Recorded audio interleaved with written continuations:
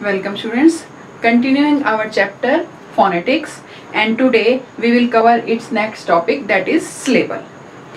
Students, syllable का मतलब होता है शब्दांश, मतलब शब्द का अंश।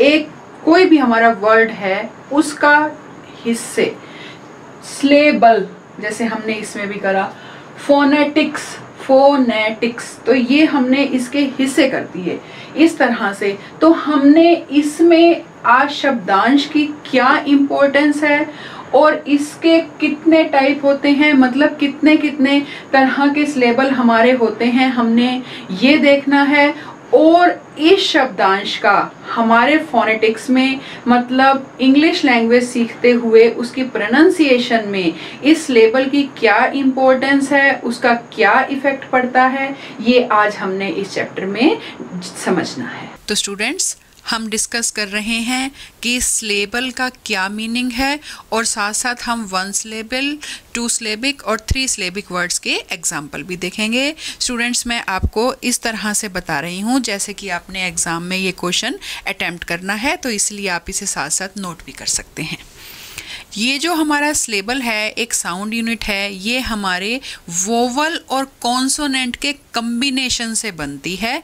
देखिए, जैसे बी में जो ब है वो हमारा कॉन्सोनेंट है और जो ई है वो हमारा वोवल है। स्टूडेंट्स, ये तो अब आपको क्लियर समझ आ रहा होगा क्योंकि हम कॉन्सोनेंट्स और वोवल्स के बारे में लास्ट चैप्टर्स में बहुत डिटेल में स्टडी कर चुके हैं।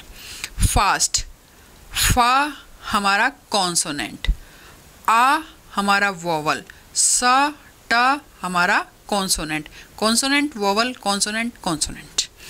The number of syllable in a word depends on the number of vowel sounds. एक वर्ड में कितने सिलेबल होंगे ये डिपेंड करता है कि उसमें वोवल साउंड्स कितने हैं, मतलब एक वर्ड में कितने वोवल साउंड्स हैं ये हमारा डिपेंड करता है। तो हमें पता लगता है कि कितने सिलेबल उस वर्ड में होंगे।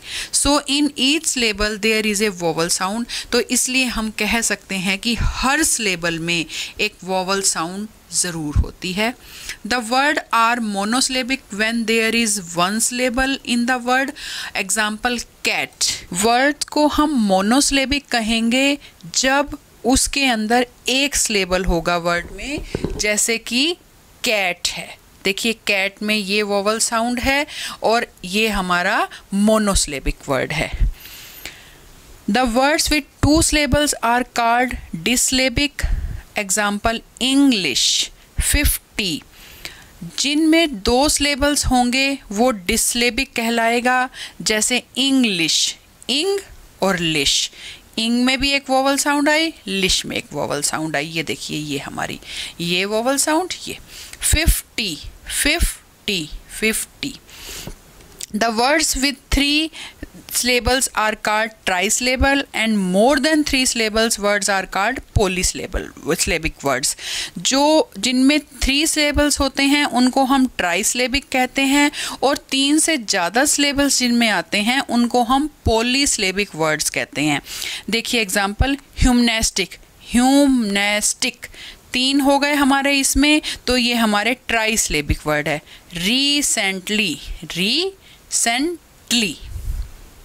तो ये जो हमारे एग्जाम्पल हैं ये ट्राइसिलेबिक के एग्जाम्पल हैं। तो स्टूडेंट्स, देखा आपने, ये हमारा सिलेबल था।